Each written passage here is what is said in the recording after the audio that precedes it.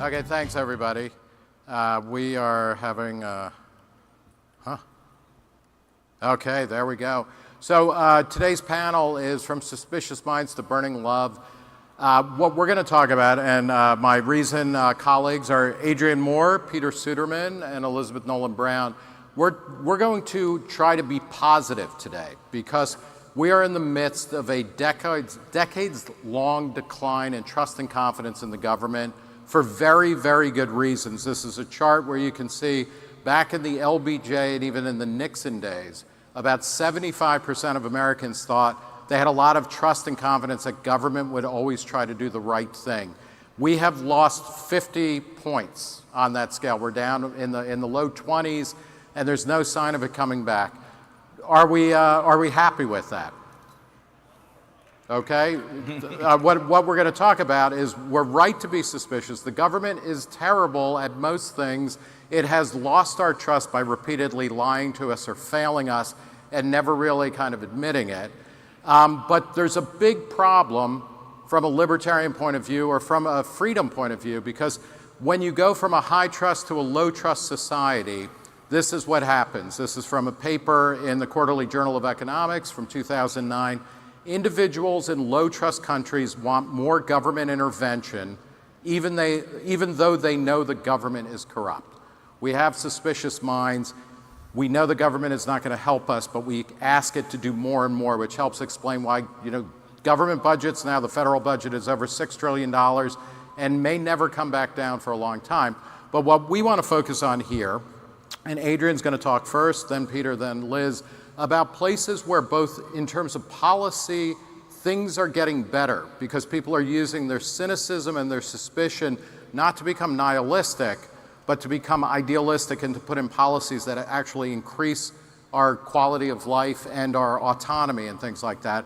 So it's both political and cultural, and we're going to let Adrian start talking, and he's going to talk about the YIMBY movement. Take it away. Thanks very much, Nick. Yeah, we had a great time coming up with the idea for this panel because, in the midst of all the government growth, expansion, and things that we're concerned about, there really are places where, as Nick put it, people's distrust of government and, to a certain extent, realization that markets provide is really starting to change policy. And the first one I want to talk about is housing.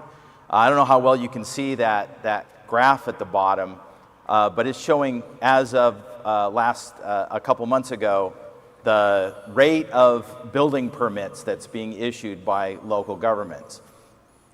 So we're about 40 years into a block of time where almost without exception, and I mean really, like there's only a couple, 3 exceptions, local cities and counties have not permitted as much housing as population growth or job growth.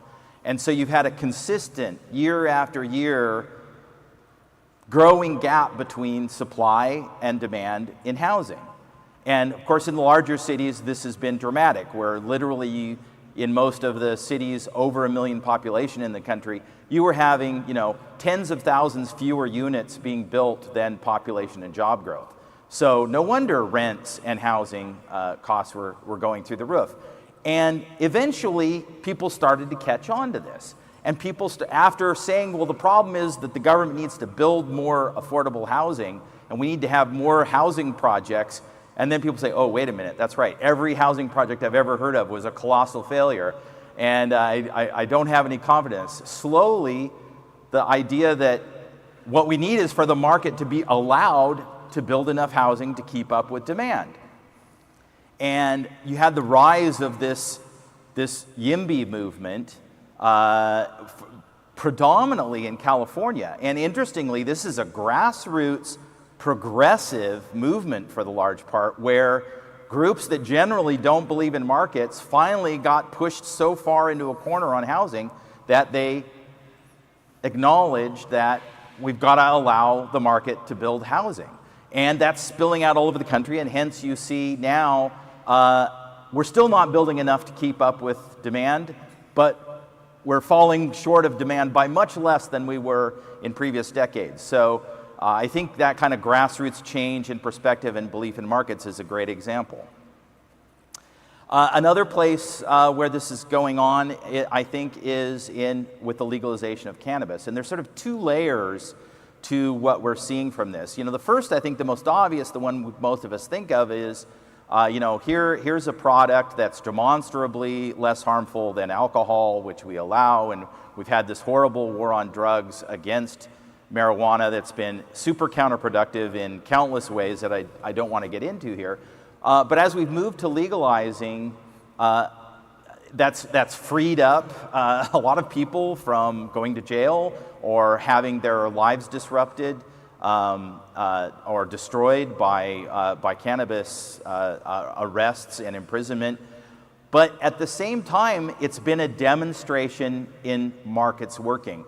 The difference between the legal marijuana market in states like California and New York, which are highly taxed and highly regulated, where in fact the legal markets have made no dent in the black market. Most people in both of those states still consume in the black market because the legal market's just a joke. Versus places like Michigan and Colorado, where the legal market is lightly regulated and relatively lightly taxed, pretty much commensurate with other products, and the legal market has largely, not completely, but largely replaced the black market. And I think those personally experienced and perceived instances of markets working and government not working or overregulation not working really brings it home to folks who otherwise might not be looking at the world in that way. All right, thank you, Adrian. Peter, let's talk a little bit about occupational licensing. Right, so we're talking about good news today, and one of the things that I think has been good news in politics over the last 20 years is the advances in occupational licensing reform. So let's start with what are occupational licenses. Some people think of them as sort of, oh, you've been credentialed. It shows that you're skilled enough to do this job. But what it actually is in most cases is a permission slip from the government to work. And so what occupational licenses do is they say you've got to go through this set of trainings, you've got to spend a huge amount of time, often a whole lot of money, in order to get permission from the government, which is usually working with the other people who have licenses, which is to say our cartel of workers in a sector, and you've got to get permission from the government in order to work. And so over the last 20 years, we have seen a bipartisan consensus grow that occupational licensing has just gotten totally out of control. Something like a quarter of American workers now require licenses in order to do their jobs. And the majority of the growth of that over the past couple of decades has come not from people moving into jobs that require this, but from new licenses popping up and being required. So we've seen some fights against that, both just sort of in the political realm and in the courts. And in many ways, the court fight against occupational licensing started right here in Tennessee just over 20 years ago with a lawsuit that represented a pastor who wanted to sell cheap caskets to his parishioners. So if you've ever had to plan a funeral, you've ever gone through that process, you know that caskets are insanely expensive. And one of the reasons that caskets are so expensive is because you have to have a license to run a funeral home and to produce these caskets and do all of this. And of course, the people who make those caskets and sell them, they are like, yeah, you have to have that license. We don't want anybody else to be able to do this. And because they want to protect their prices using that sort of government protectionism, right? And so about 20 years ago, there was a pastor here in Tennessee who wanted to sell cheap, inexpensive, quality caskets to his parishioners. And this went all the way up to the Supreme Court and won. And so we have seen since then a whole lot of court cases on a variety of different issues, a variety of different types of licenses, where the courts have basically said, you can't protect this industry, this type of job, by saying that only licensed people can do it. And so we have seen a series of victories there. But you can think of just like a lot of this still persists. So here in Tennessee, again, for example, to be a cosmetologist, you have to go through more than 1,500 hours of training. 1,500 hours, that is the better part of a work year just in training. This costs thousands of dollars to do. And then what do you make when you get out? Well, about half or more of cosmetologists here in Tennessee make something like $24,000 a year or less, just not a whole lot of money. And so this ends up being a very expensive way to get, honestly, what in many cases turns out to be a not very high-paying job. And this has been something that a lot of groups have worked on, busting up what are basically cartels in the workplace that are enforced by government. But this has become now a bipartisan political cause, not just something that is being fought in the courts, but also something that politicians on both sides of the aisle are taking up. And so, for example, in 2015, the Biden administration released like a 150-page report, one of these things produced by their economic team. And it was just incredible because it basically read like a libertarian think tank white paper on occupational licensing. And it was like, these things are driving up costs, they're making it harder for people to get jobs, and they're making life bad for consumers because, again, think of the caskets example. What happens here if you've got to have a really difficult to get government license in order to do your work? Well, you've got to charge more.